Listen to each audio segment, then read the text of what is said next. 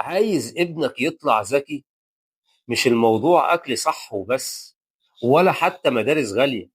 الموضوع ليه علاقة كبيرة جدا بتواجد الأب مع أولاده. آه والله، الأب اللي بيلعب مع ابنه يا جماعة، يقعد يحكي له حكاية أو يضحك معاه أو يخصص له شوية وقت من يومه، ده مش بيبسطه بس، لأ، ده بيساعد مخه إنه يكبر ويتطور. دراسات كتيرة جدا بتقول إن الأطفال اللي بيقضوا وقت حلو ومنتظم مع باباهم بيتعلموا أسرع والذاكرة بتبقى أقوى، وبيكونوا أذكى قبل ما يكملوا سنتين.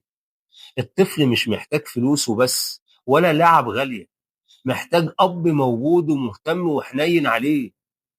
يا جماعة، حضن الأب مختلف تماما.